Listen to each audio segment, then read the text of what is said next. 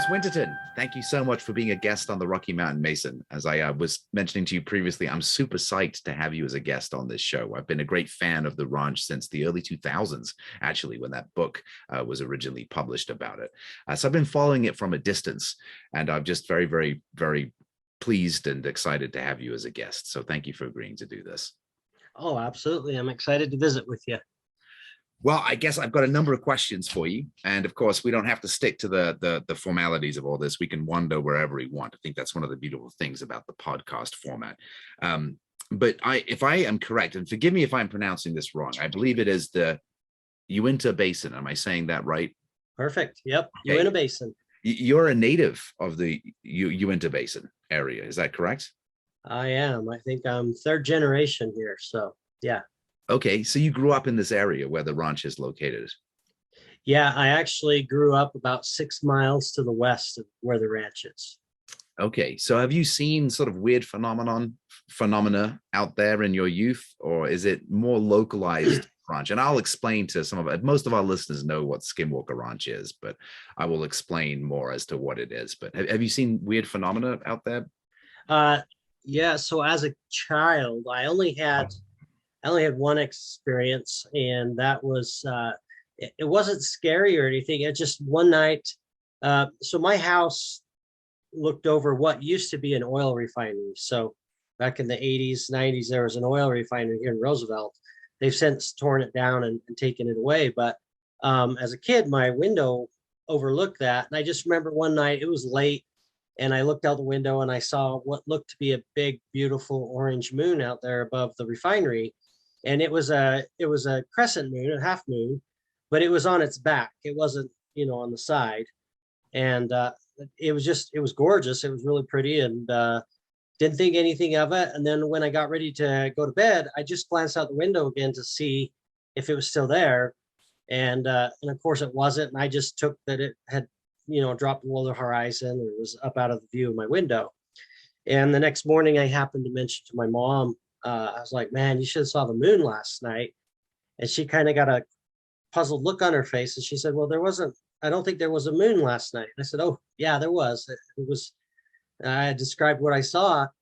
And just for, out of curiosity, we went and looked at the calendar, and sure enough, it was a no moon night. So I don't know what it was out there above the refinery, but it was big and beautiful. And that was the only time that I really saw anything as a kid that was what you would deem, out of the ordinary. So not a lot. But there are legends that persist out there. So I'm sure you grew up familiar with those legends, or were they not really discussed at school? Oh, actually, no. I mean, growing up here, the basin as a whole the entire Uinta Basin is a hot spot for UFO sightings. We've had cattle mutilations, all kinds of poltergeists, Bigfoot, you name it. And there's stories around here. And the fun thing is, I remember at scout camp, some of our scout leaders would come up there. We'd be up at a camp up in the Uintas, and they would be telling stories around the campfire. Now, a scout camp, but these are very grounded, credible guys, hardworking, all solid pillars of the community. And they were telling us experiences that they had as a youth, or things that they've seen as adults. And what made them scary is that they were true stories, or supposedly, that's what they were telling us, is that these things really happened. And so I grew up hearing lots of strange stories, and I have people that are close to me for whom these people aren't liars by any means, and they've told all kinds of tales. One had a UFO chase them for almost down the Iowa Lane, which I would guess is probably like a 10-mile stretch of road, highway that's completely straight. I mean, they're not a turn in it for, I don't know what length, maybe 10 miles, maybe. But having this, they were telling of being spooked and driving fast. And so there's lots and lots of tales I grew up hearing. Personally, I've only witnessed that one before I came on the ranch. I've witnessed many others since. But Yeah. Before the ranch days, there was only one. So how did you get hooked up with the ranch? You know, I hope I got your title right. You're the supervisor of the ranch. Is that the right way to say that, or Yeah, so I'm the ranch superintendent. superintendent? That's what I meant. Yep, Yes. I oversee and manage everything that goes on here. So um, I coordinate and help with the efforts between the science, the security, the actual facilities here on the ranch, the ranching component itself. I oversee all of that. And I just came by it because my wife and I owned a small luxury hotel here in Roosevelt. And when Brandon bought the ranch, he sent Jim Morse out here to start figuring out what it is he just purchased, you know. And Jim actually ended up staying at our hotel, and in the process of checking him into his room and checking him out of his room the following day, we got visiting, and he found out that I was a licensed contractor here in the state of Utah. And so he brought it up, and he's all, you know, we just purchased this property. Excuse me. I said, we just purchased this property. Maybe you've heard of it. It's called SKINWALKER RANCH. And of course, growing up here, I'd heard all kinds of stories about the ranch. You know, it was famous. We used to bring our dates out here in high school and jump the fence and, you know, try to scare them. And so we'd long heard stories of, you know, aliens and the government and cover up and conspiracy this and conspiracy that. So when Jim brought it up, he just said, you know, would you be interested as a contractor to come out and do a property inspection for us, look at the facilities? And so I was like, well, of course, you know, the opportunity to go on this really secret place that's locked down to the public and go on there and see what all the fuss is about. I of course jumped on the opportunity and came out here and found that the ranch was really in kind of a sad state of disrepair. There was a lot of issues that needed addressed. So I helped Brandon and Jim fix those. And then after I assisted him in taking care of a few of the big ones, Brandon just asked me if I'd stay on and run it for him. And so I've been here ever since. That's fantastic. I mean, it's a beautiful area. I mean, it really is. So when you were there, was Homestead 1 was in disrepair? I mean, Homestead 2 is just like totally falling apart. And I guess you guys have left it because you don't want to disturb a grave. I don't know what the deal with that is, but so you rebuilt the helipad, I'm guessing, and all of that stuff. And yeah, so the helipad is actually something that we put in. It wasn't here during the Bigelow days. Mm-hmm. Yeah, it just I'm gonna try to be politically correct and nice. There were a lot of things that were run down. You know, for example, in Homestead 1, the house that the caretakers stay in, there were caretakers there when we took the place over.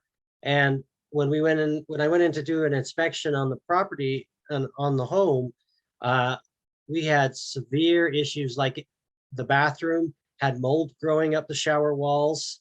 Oh, that's not good. Yeah, and we had some mold issues over there that had to be taken care of and remedied, and things like that. We had to replace the septic system here. The sewer system was completely shot.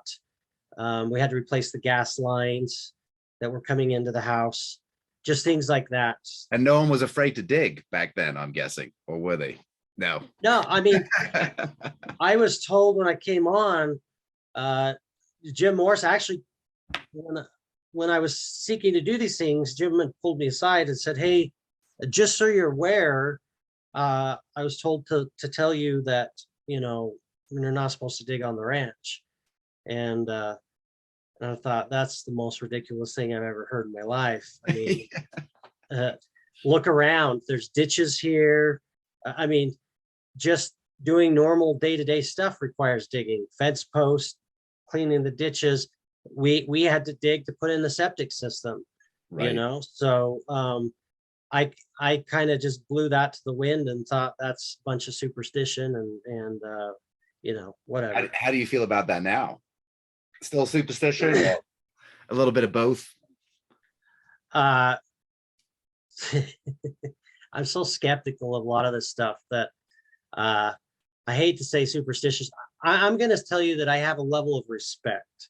I've seen too much, witnessed too much, to continually ignore the fact that there is something out here that we obviously don't understand. Seems to have an intelligence to it. Now, as far as the digging narrative, this is what drives me mad. Is, to be honest with you, I can't look you in the eye and tell you either way. Right. But what I can say is that um, it seems like every time we start doing digging on the ranch, things start happening, and a lot of them are bad. For example, when I came on the ranch, I had brand new. I mean, it's not brand new, but I had 400 hours on it. Anybody that knows equipment knows that's pretty much just brand new. A skid steer, case skid steer, and you know, this thing, I take good care of it. But I come on, I start digging with it, and mind you, I had it. I've had that skid steer. I came on the ranch in 2016, and I think I purchased that skid steer in 2013. So I had it for a couple of years, is what I'm saying. I'm very, very familiar with the machine. I use it weekly. I bring it on the ranch. I'm very familiar with its tendencies and how it's operating and everything. And I start using it to move dirt around here on the ranch, and all of a sudden things start happening. And I'll give you an example. Like, we found that when we came on, the Bigelow security either used their vehicle to just drive across the ranch and then walk from there, or they were just on foot. They didn't use UTVs or any type of four-wheelers or anything. And so we just felt like 512 acres is so hard to patrol, and that's a lot of ground to cover on foot. So Brandon bought some UTVs for security to use.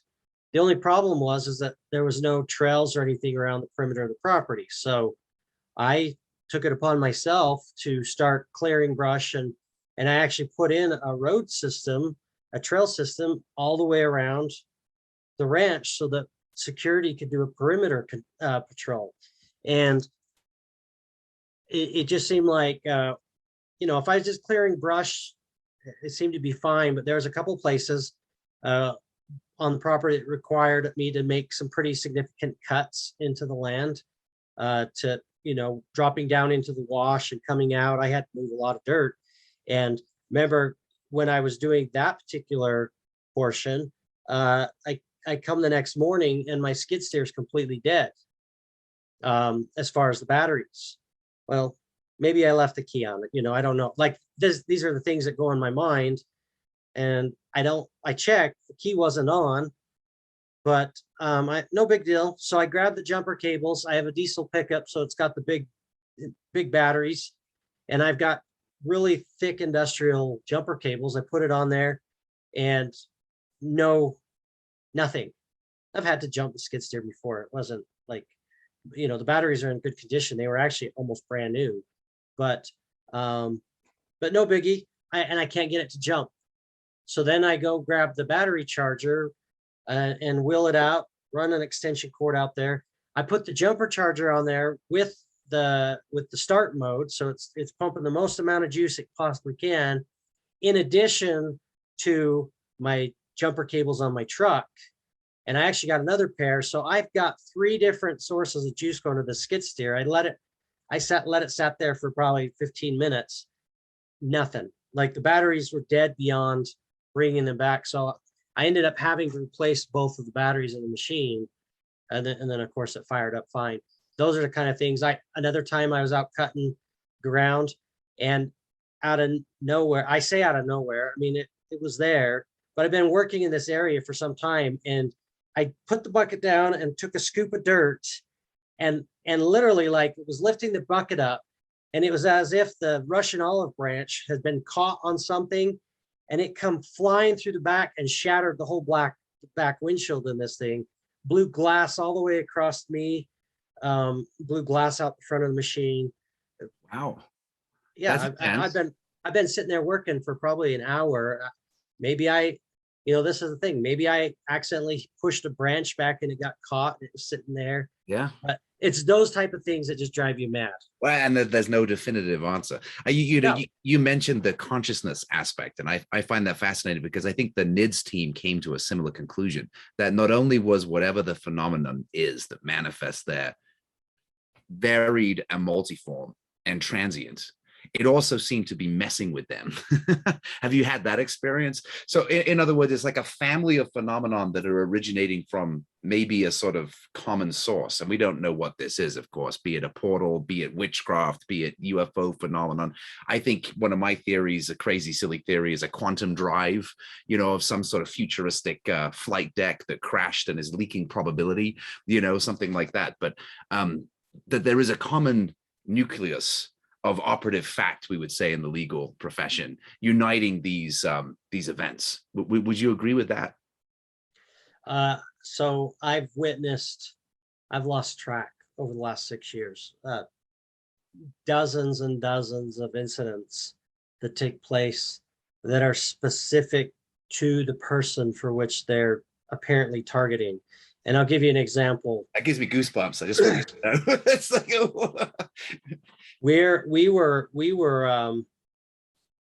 we had some individuals here and we were hiking up to the Masonic symbol that's just not too far from the command center. I wanted to get to that. That's great. Cool. Yeah. Awesome. Buddy. Yeah, I'd love to visit with you about that.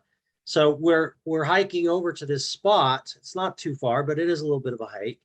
And of course, we carry around the tri-field meters, which help us monitor, the radio frequency, the radio electromagnetic radiation, right?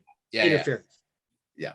Well, these meters, and anyone that's familiar with them knows, like, they're pre-programmed for a certain range. And so we're carrying them as we do. And as we're walking up there, one of the individuals in the group almost drops it and looks at it. And it's sitting there flashing this individual's bank card PIN number on the screen, digits for which, wait, his PIN, for his ATM card or something. Yes. Wow. Yeah. It's the that number is that interesting. It's that 4-digit number that he uses for everything. This is according to him.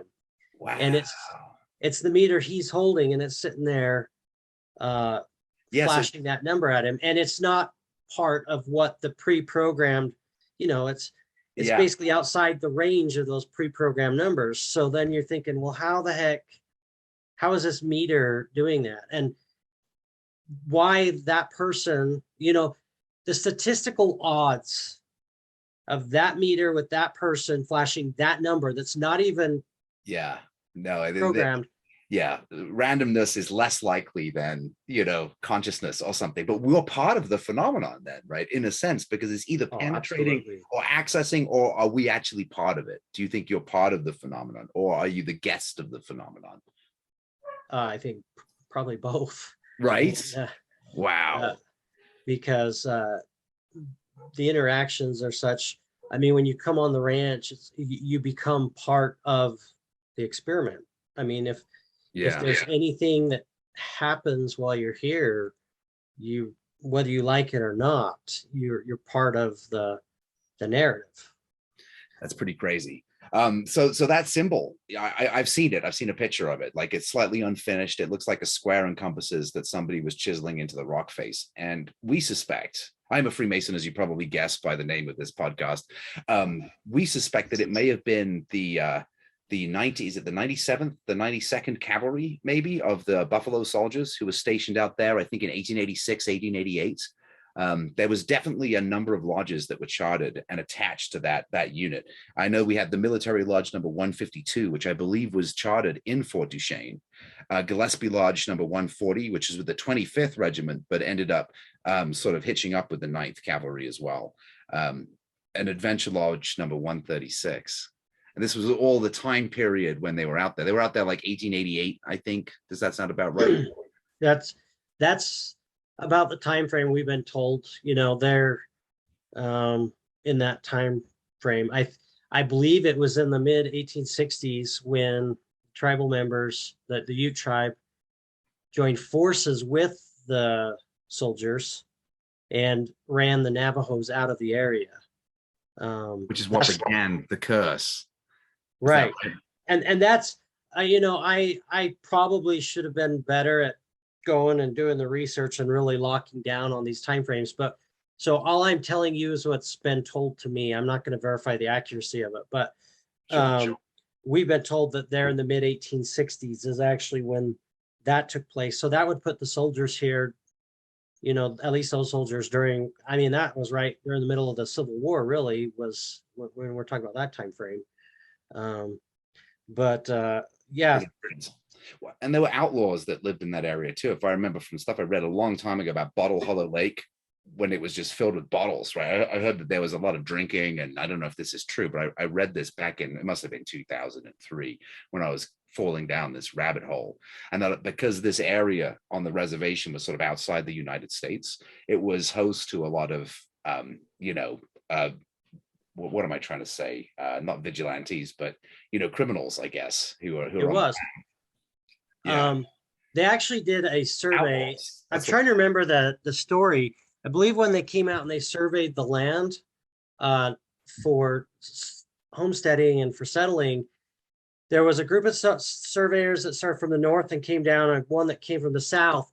And when they met up, there was like a half a mile strip of land where they didn't, like, their surveys didn't agree upon. And so there's this half, it was there in Gusher. And so no one had jurisdiction over this strip. And so you had outlaws like Butch Cassidy and Sundance Kid. Those guys spent a lot of time here in Fort Duchesne. It was actually over in the Gusher area because there's this one narrow strip of land which lied outside of these surveys, for which there's no jurisdiction. So there was a lot of saloons and stuff. And yeah, Butch Cassidy and Sundance Kid, Matt Warner, they all spent a lot of time here in the Uinta Basin. There's still some cabins that are standing that used to be their hideouts here in the basin. That's pretty neat. You know, I used to live in Telluride, and of course, the Fort Worth Five robbed their first bank out of Telluride. They went in there back in the 19th century and did their business. That area is also quite interesting. It's rural, it's underpopulated, a lot of interesting rock formations, a lot of, I would call them electrical discontinuities, allowing for the discharge of electrical energy and phenomena of a similar type, but certainly not to the localized extent that the ranch has had for decades. I know the height was, I guess, in the Sherman years, right? So 94 to 96. And then it kind of, the NIDS team, it kind of, the frequency, I think, has reduced some. Is that fair to say? And if you need a cough, Tom, don't worry about that. We can, you know, for my listeners, Tom is getting over pneumonia, which is intense. So thank you for being on the show. Oh, happy to do it. Yeah, gotta move on with life at some point. Can't stay home sick forever. So what about your injury? Can we talk about that real quick, and then we can get back to the consciousness aspect, because that's what I find that fascinating, the idea that this thing is aware of whatever it is that's going on the ranch, and it is interacting on a level that surpasses reason. It's like getting into sort of I don't want to say the ether, but it's getting into some sort of realm of consciousness where the conscious mind has no place, and it is somehow interconnecting with everything. But what about your injury? Could you tell my listeners a little bit about that? Yeah, I'd be happy to. And then I have one question for you about the Masonic symbol too. Cool. Oh, yeah. All right. I think I know what you're gonna ask. Yeah, my injury. I guess my question would be, what would you like to know?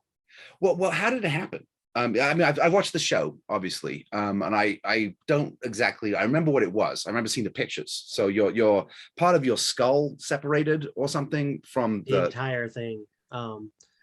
So the pictures that they show on television, that particular scan was taken after I had, they did a little minor surgery on me where they cut me open and wicked the fluid that was, what I did, I had fluid that came in and it separated the fatty tissue from my skull. So it basically scalped me.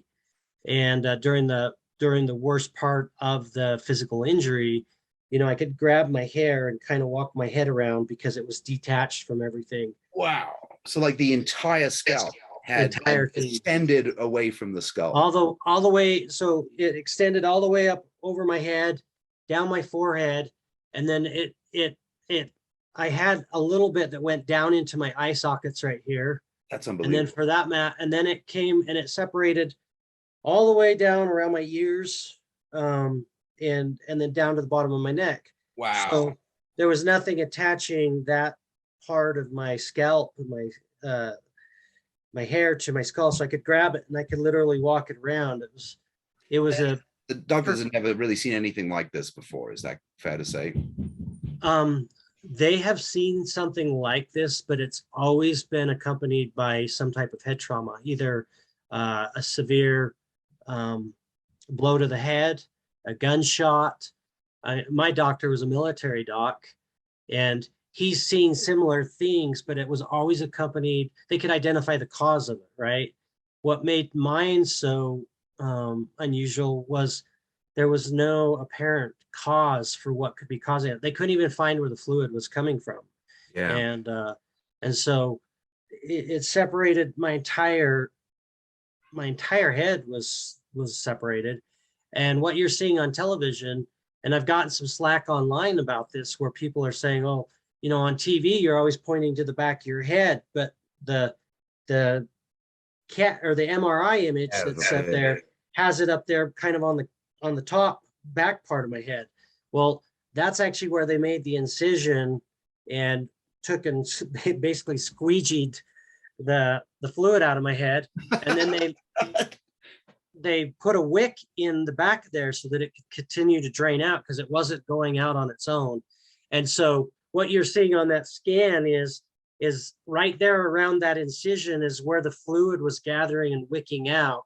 Wow. And that's why it's still raised up right there. Yeah, and the rest of my head is, you know, basically back down against my skull. I don't know where this fluid came from. So what were you doing when it happened? Like what brought about this? Well, I know that the network would love for me to say that I was digging on the ranch and my head began to swell up. But I won't give them that line because it's not accurate. You know, the thing about it is that my symptoms first appeared and started showing on a Saturday evening. It's easy for me to remember because the first symptoms showed up on my birthday, and that's March 4th. Oh, so, happy birthday. No, I'm March 8th. Oh, well, happy birthday tomorrow. Pisces. Oh, well, yeah, happy birthday on the 8th. I won't put the when we recorded this, right? Yeah, happy birthday. Thank you. So, and you too. And it was a Saturday, and I actually, when I went to, we had spent all day in a funeral at a loved one. So like we spent our day in the church. And then that evening after we'd had cake and ice cream and went to bed, when I laid down, I had this spot on the back of my head. It was really tender, hurt. And I didn't think anything of it. I'm just like, that's strange. I don't remember hitting my head. And then over the course of the next week, you just got it got worse, and I was hospitalized for a week with it. Amazing. So were you on the ranch when it happened, or was this you were peripherally associated with the ranch? Well, so I had been on the ranch. I mean, I'd been on the ranch prior to that, right? So like the days leading up to that, but I wasn't on the ranch on Saturday when the symptoms started to show. So now it does so happen that during this time period, I was doing probably some of the most extensive digging that I've done on the ranch. And that's where this whole narrative comes from is there was one spot that we were trying to get to with the UTVs that required me to do a lot. I mean, I was really scarring the land trying to get a road cut in so that we could get to this spot. And it just so happens that I'm right in the middle of the most extensive excavation I've done to date. And that's when I went down. And then it was quite some time before I was able to finish it. So, wow. But occasionally you've had headaches, you know, in the show, at least anyway, you're like, my head is hurting. I'm leaving the ranch. So every now and again, you get the same kind of symptom coming back occasionally. Yeah. So the thing is like I've suffered extensive migraines since I was a child. Like my earliest memories as a child are some of those of having migraines where It's rough. um, any light, any sound, any movement was enough to actually make me start vomiting. I mean, the pain was so severe that, and I would lose, over the course of one migraine, I could lose 5 to 10 pounds. I mean, so I'm no stranger to pain or headaches. And when you see me on the show and I'm like, guys, I'm getting a headache, it's not so much the pain that's scaring me or even concerning me. It's where I'm feeling that pain. So in both cases, uh, like in season one, when they took me to the hospital and had me look, that actually was like, it was the exact same place that my symptoms first started occurring with my severe injury, right? So it wasn't so much the pain. I deal with extensive pain all the time with my migraines. It was it was the type of pain and it was where it was happening that was so concerning. And Yeah.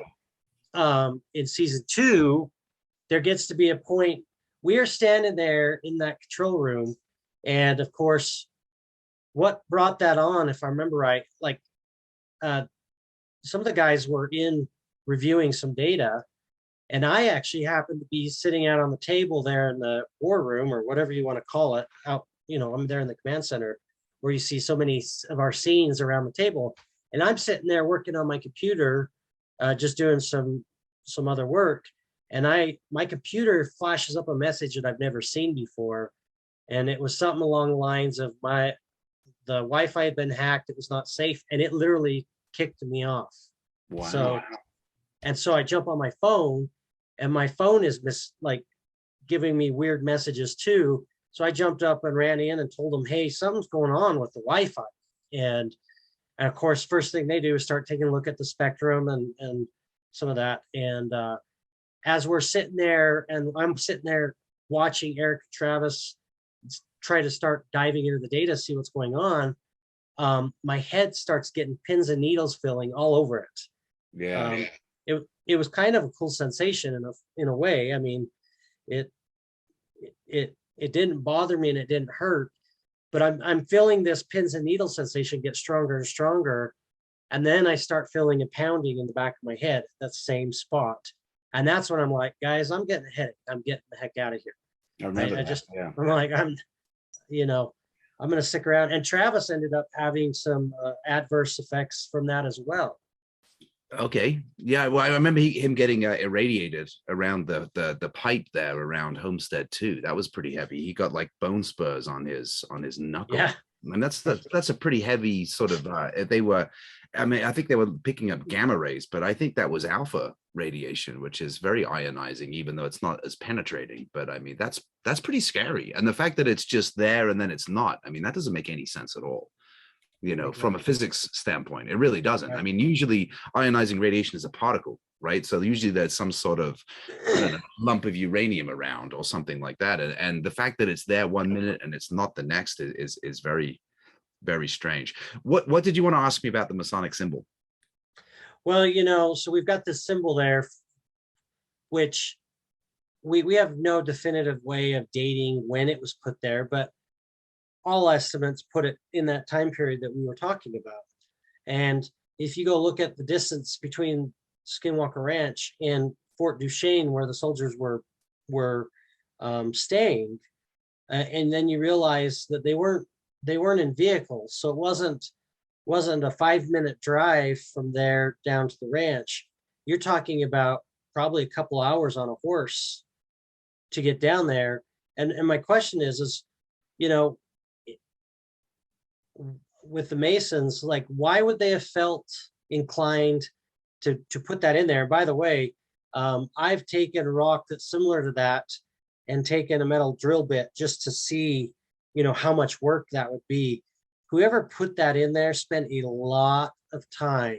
That took them a long time to do that. And it's like, why you're a couple hours out of the way?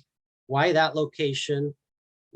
Why Is there any method, or can you think of any reason as to why they would pick that specific location? I can think of like three. I think one, they probably had a defensible area with a good view, right? So they were maybe on the lookout. They could have been bored and they were doing it. But I think the reason that is more interesting to consider is apotropeism, right? The idea of trying to ward off evil spirits. Were they trying to do that? I have absolutely no idea. Does the square and compasses have any kind of apotropeism associated with it?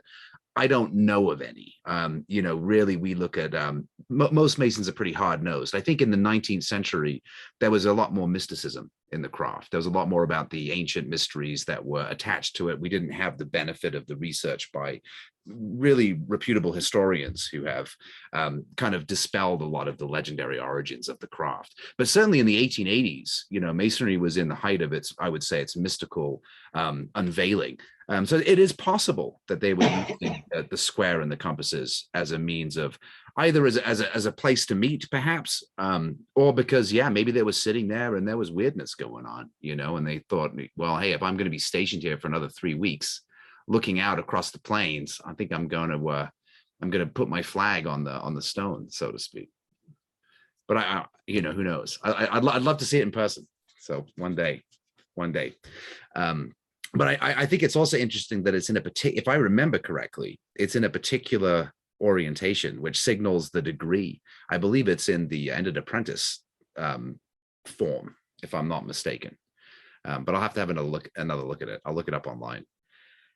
But no, I mean, fascinating. I mean, it's just yet another one of the weird things about Skinwalker Ranch. You've had Freemasons out there. You've had Dene Navajo witches out there. You've had flying refrigerators. My favorite thing that was reported cited out there, I think it was by either Nids or Sherman, and tell me if I'm way off base with this, was dog-headed men smoking cigarettes.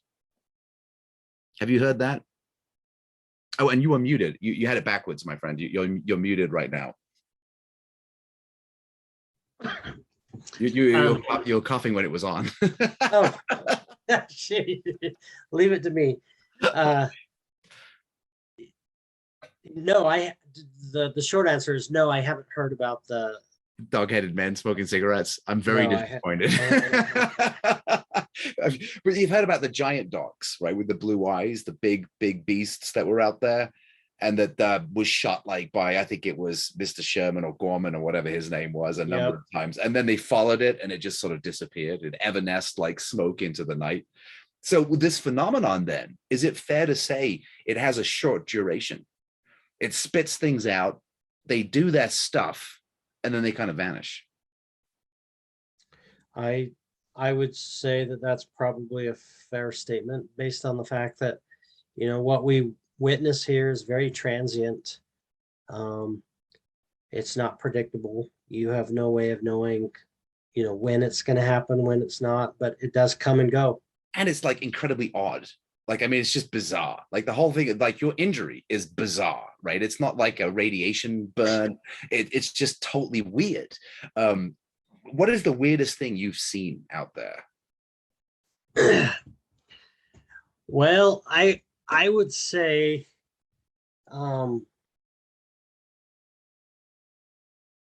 boy,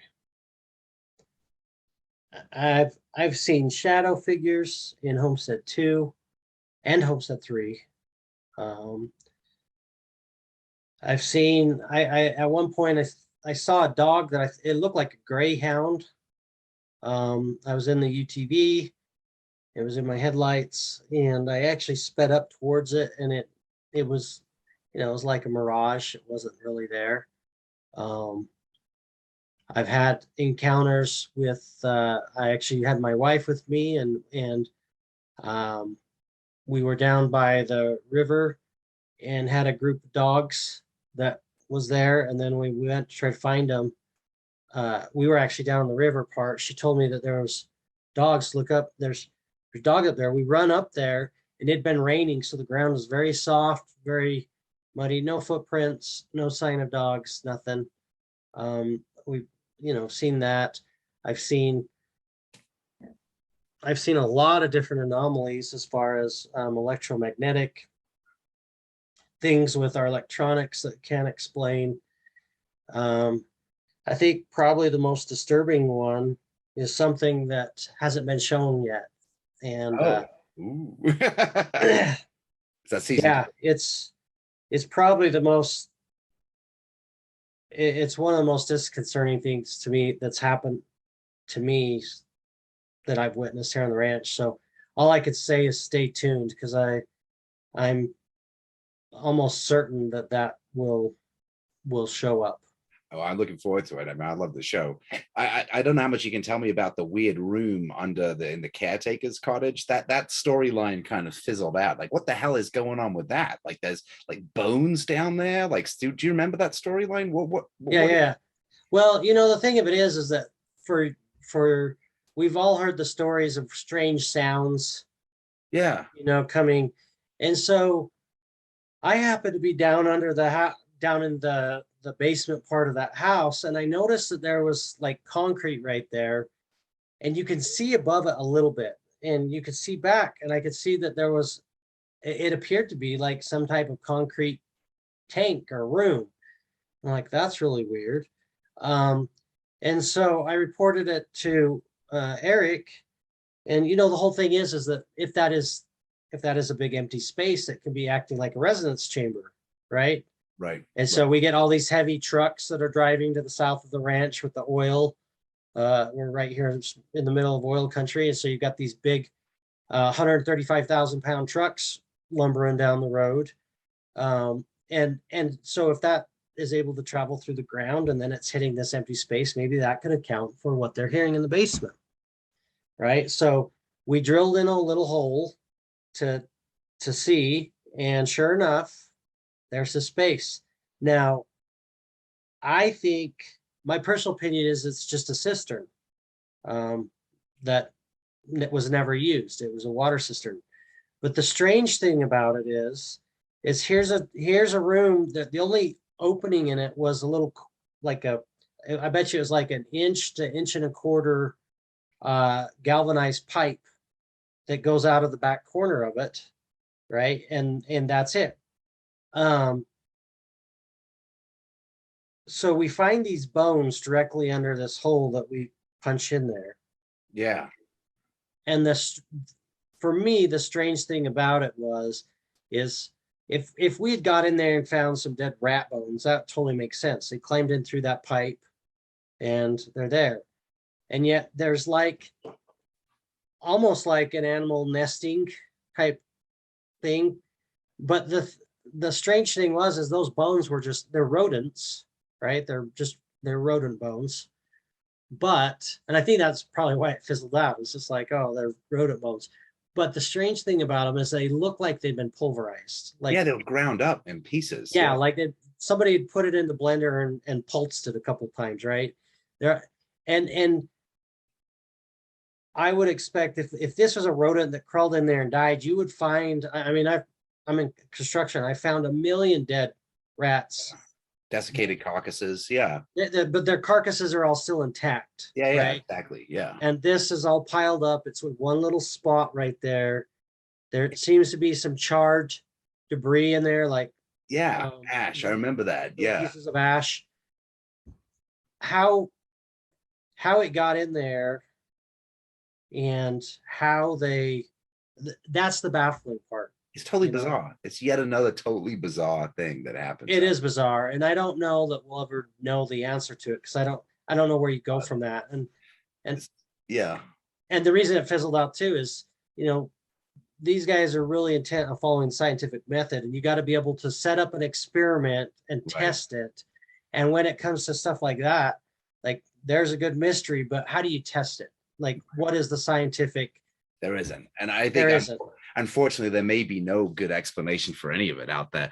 See, one of the theories that I had is that if you use certain types of wavelengths of energy and you put a helmet on, you can induce hallucinations in people, right? So is it possible that you have like an electromagnetic resonator going on out there?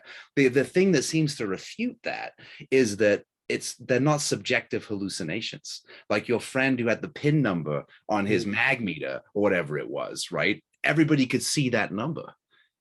So it's that wouldn't happen if it was just sort of creating perception by stimulating the interior of our biology. So it seems that there's an objective level to it, and it's keying into the subjective perception at the same time, which again is just bizarre to me. How much credence do you give to the whole Ute legend of the Navajo witch, the skinwalkers cursing the land? Um, Because that's scary. I was gonna swear there I won't, but that's scary stuff, man. I mean, you know how you get initiated in the skinwalkers? no. You have to kill a sibling. You have to kill a family member, and preferably a sibling. And then, yeah, maybe they'll initiate you into that dark evil cult, right? That's the story. It terrifies the hell out of me, to be honest with you, because they allegedly exist all the way through Arizona and into parts of Colorado. If they are really shape-shifting entities, I'm sure they range far afield. I mean, you had a guest on there who claims that they used to come to his house, right, and scratch around the perimeter. I've heard that from other people too, about them haunting you. So, but Yeah. what do you think about all that madness? I mean, that's crazy. To be honest with you, that's probably the hardest part for me to get my arms wrapped around of the whole thing out here. Look, I, I'm to the point now. I've witnessed too much. Do I believe in curses? Do I believe in, the supernatural? There's obviously a lot of things in this world we don't understand, and it doesn't make them any less real or any less tangible, even. But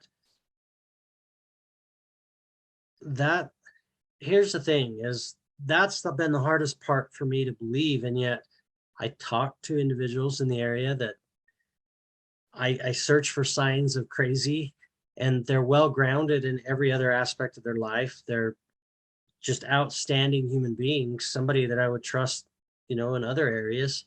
And I look there and I watch them, and they sincerely believe what they're saying, right? I'm looking for signs of storytelling and yet even some of the ones that have come up to me and shared their stories, they start the phrase by saying, here's what happened to me. And if you tell anybody about it, I'm going to deny that I ever said it. I'm going to call you a liar. Right. So they're not doing it for fame. They're not doing it for attention. You can cross those out. You look for what is the motivation? What's the underlying factor there to share something like that with me, unless they truly honestly believe it happened. And Yeah. and even in our research, we have interviewed dozens and dozens of the Ute tribal members here in the area. Nice. Right? Okay. We can't even get a consensus among them as to whether it's real or not. I'm amazed they talk to you about it. They're pretty tight-lipped about that stuff. Some of them won't. But Jim Morse, that guy he has spent his life serving Native Americans, and he's got a real genuine love for them that I think comes across, and they can feel that he sincerely cares about their best interests. And so they are willing to open up and talk to him. But, half of them have said, oh, that's crazy. The Navajos don't have that kind of power to do that to us. The other half don't want to talk. They just say, oh, we don't want to talk about that. We don't want to bring that upon ourselves. Yeah, it's scary stuff. You're not There's supposed to talk about it.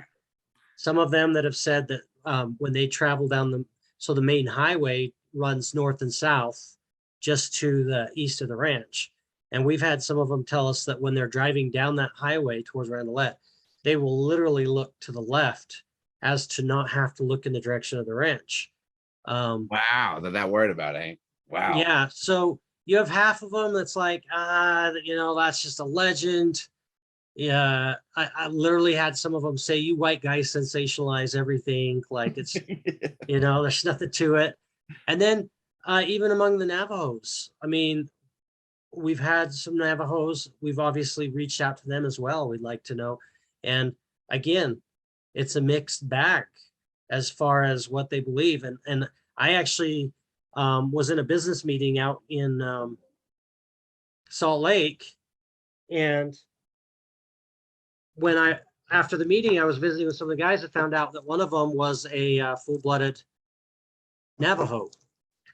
And so I told him, oh, I got some questions for you. I said, I actually am a superintendent of a pretty well-known ranch called Skinwalker Ranch.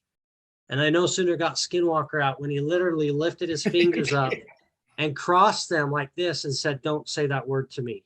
Yeah, yeah. And Well, I was like, oh, I'm sorry. And he's like, I don't even want to talk about it. And that was the end of the discussion. now that, So yeah, it's bad news, buddy. it's hard for, I haven't personally had any of those experiences. It's hard for me to figure out what's what when everybody that I look to and look around, I get such a mixed bag of results. You haven't seen the red eyes and the stenchy, leathery wing shadow beings that some people have remarked on. I don't know. That's just No, I haven't, but Jim Morse has he? Jim Morse saw the red eyes here on the ranch. Did he? And in a tree? I think they were up on the ridge. I tell you what, like Tom, I went out there with a friend of mine. I know where you guys are. So I'm not going to give any directions or anything, but we were up on top by Bottle Hollow Lake, and there's like a little bluff, and there was a lot of bones down. That was the weirdest thing we saw, was on that ridge up there. Like, wait, it was probably 3 miles from the ranch, but there was like bones in the rocks. Someone had been rolling tubs of carcasses down there. And I don't know if maybe it's you guys to try to scare people away, or if somebody's illegally dumping, like, I don't know, these are big bones. So like parts of cows, are they feeding the skinwalker to try to keep it within due bounds? It was real, and it was bad. It's stanky. You haven't seen anything like that around the area. Nothing. Well, when we got when we first came on the property, so the ranch actually borders Native American land on a couple sides.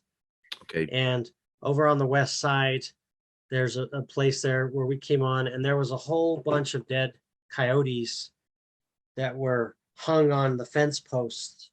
Yes, that's what I'm talking about. That's some weird shit right there, you know. And there was a lot of bones in that area. There's a lot of bones down. There's one particular place down on the border of the ranch where there's a whole bunch of bones. You know, the thing about it though is, like, we're surrounded by ranches, and cows, you know, that's just part of ranching. Cows die for this or that, pneumonia. They roll over in a ditch. Yeah, they die for on the cliff. You know, they don't sort of like get thrown in the holes in the cliff. I don't know how they got. Usually the farmers will just either bury them, or they'll drag them over to a specific place on their property and just let them decompose, let the predators eat them. But yeah, I don't know. There's all kinds of strange things. You've definitely got some weird neighbors out there. I think when we drove by, there was, I forget what it was called, like the electric dog or something. It was some hippies have bought like some land up near you to watch what's going on, I think. And they have they called it the Space Dog Research Center or something. Oh, like that. Yeah. Does that make sense? You know what I'm talking about? I know where you're talking. Yeah. Have you ever met those guys? Yes, I have. Have you? Okay, cool. All right. Well, for another time, maybe we could talk about that. So another thing I do want to get to though is the hitchhiker effect, right? This is one of the reasons why I don't think people listening should go out to the ranch and just sort of try to trespass and be irresponsible. Not only because it's disrespectful, number one. Number two, it is actually dangerous. I mean, that there is a tendency for this phenomenon to follow you home in certain instances. Is that fair to say? Yeah, it's out of everything that happens on the ranch, the hitchhiker effect is definitely probably the anomaly I believe in the most. And it's because before the ranch,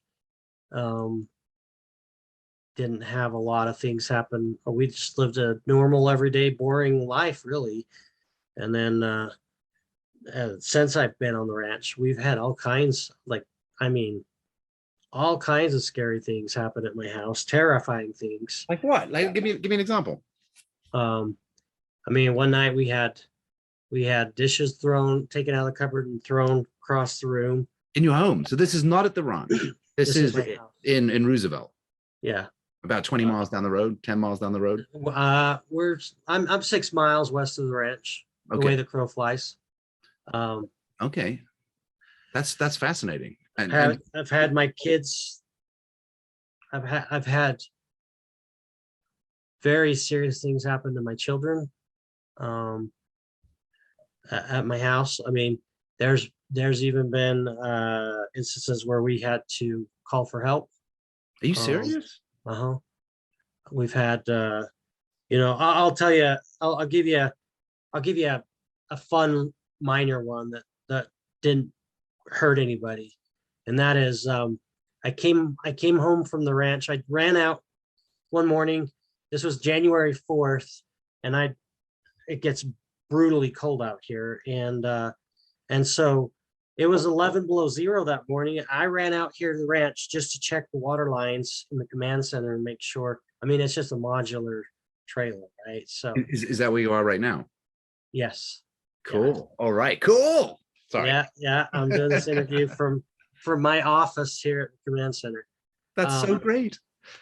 and so I ran out here to check, make sure the water lines hadn't froze and just check on things. And I come home, mind you, it's 11 below zero, and I pull in to my house.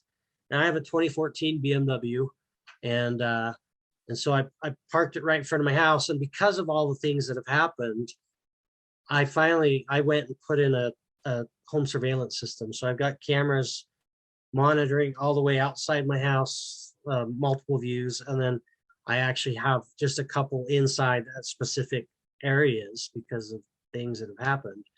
And so I park the car and I come in the house. I go in my bedroom. I only have one key fob for my car.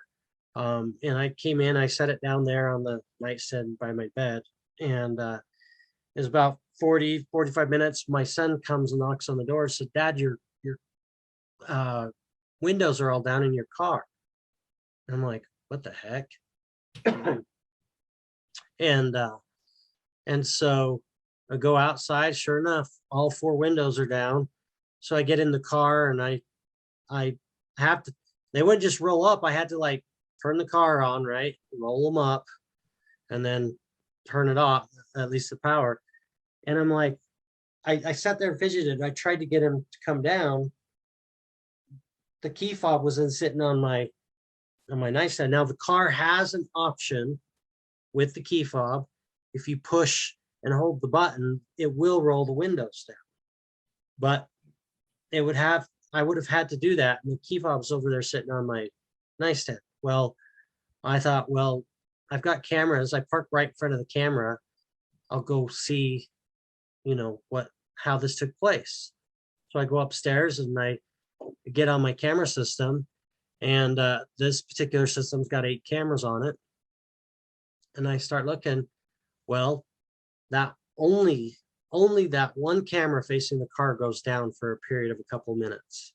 Whoa. And when it comes back up, the windows are down. The other 7 cameras never so much as glitch, never even blink. The one camera facing the car, it goes down for a couple minutes, and when it comes back on, the windows are down. Yeah, that's just what NIDS used to report. So I actually got Eric told me how to get in and look at the log file, like somebody log in remotely and turn it off. Did it get any commands? And looked at the log file in the DVR, and the system wasn't accessed at all. So why did that one camera go down? What made it go down? And then what rolled the windows down? And guess what? They all have one thing in common. It can be done with electromagnetic interference, right? I mean, that key fob, there's nothing but a radio frequency to the car giving it the command. So it somehow that car received a command to roll those windows down. I'm guessing some type of electromagnetic signal rolled those windows down. But then we're talking about intelligence to be able to just take down one camera system. Not all of them went down. That's the kind of stuff that I'm talking about. That we've had TVs turn themselves on and display messages. We've had all of our all the electronics in the house, whether it's my kids' Kindles, their iPads, their iPhones, whatever. Like all of the electronics in our house exhibit unexplainable behavior. So yeah. the hitchhiker effect is very real. And that's funny because I watch scientists who are so careful in not making statements one way or the other, being very careful where they position themselves on everything. And yet you get to the hitchhiker effect, and it's like, yeah, that's real. Like there's no argument, right? Right. We've all experienced it. That's so fascinating. It really is. Tom, is there anything else you want to tell us? Is there anything else you can tell us about, the ranch or upcoming episodes? I'm not asking for a spoiler. Don't leak any information. If I give you a spoiler, it'll be the last spoiler I ever give. So Yeah, don't do that. Don't do that. You're under contract. Come so on.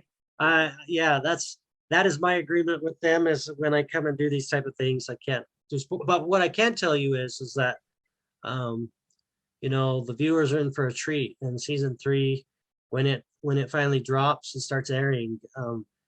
I'm really excited for them to see the things that we experience, because like I said, when you asked me the most disturbing thing that I've witnessed, well, I think the thing that has been most disturbing to me is one of the things that happened during the course of filming in season 3. So, and I fully expect that it'll be one of the things that makes the cut. So, stay tuned. There's a lot of season 3 was intense. I believe it. I mean, just Rabbi Tzadok in season 2 and watching the changes in the temperature, Yeah. that was fascinating. That was, I mean, he himself he's an interesting guy anyway.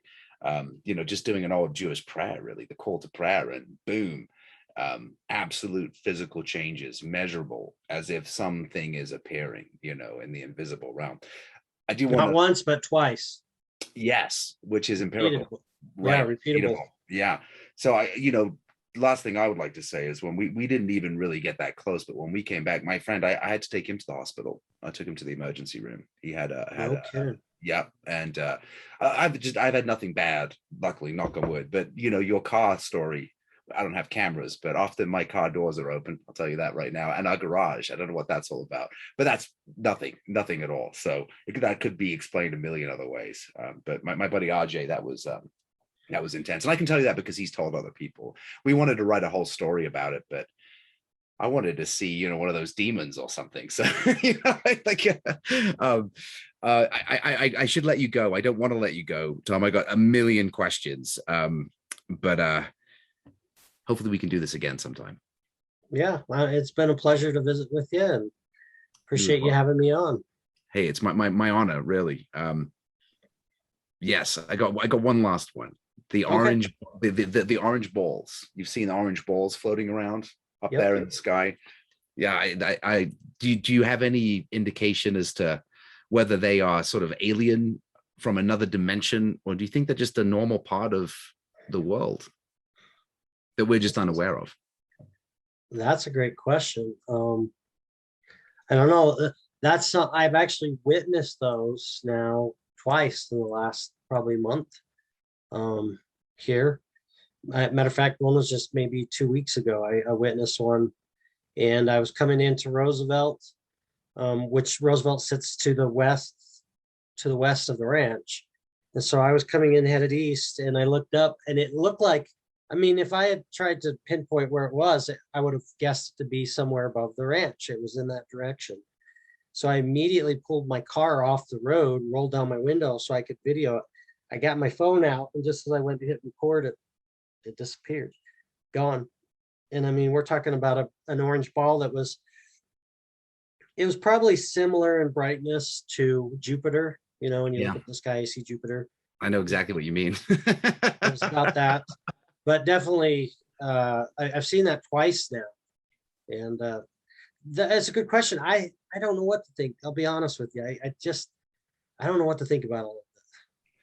I had a friend of mine back in the NIDS days who was peripherally connected with the remote viewers that went out there. I don't know if you're familiar with all that story or not. And this is secondhand. This is hearsay, right?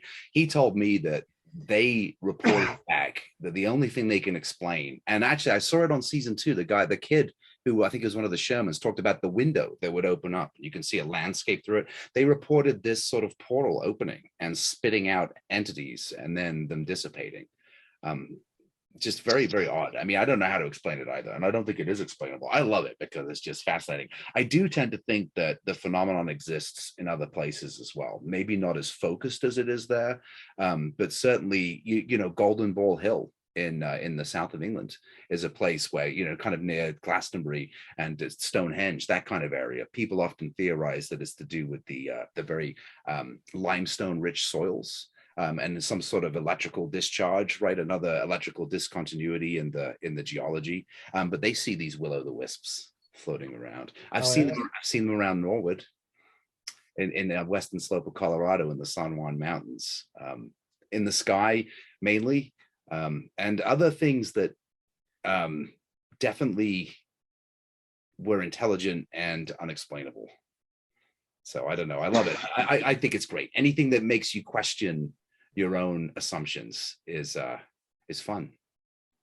It is. Well, you know, I've only come to the conclusion that I don't dismiss things, you know, right off the bat like I used to. I am skeptical by nature as far as that. And now the hard part is I've witnessed enough to know there's something happening. And so it's keeping the pendulum from going too far the other way, right? Using sound logic, sound reasoning. But I mean, there's obviously there's obviously a lot going on in this world that we don't understand.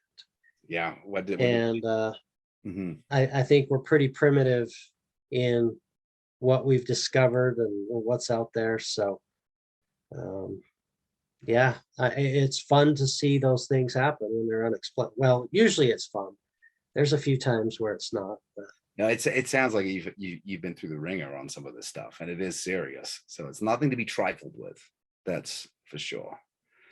Well, let me leave you with the you know, the famous Shakespeare quote: "There are more things in heaven and earth than are dreamed of in your philosophy, O Horatio," or whatever he says. So, Tom, thank you so much. It's been a real honor, a real pleasure. It's been a pleasure. Thanks for having me on.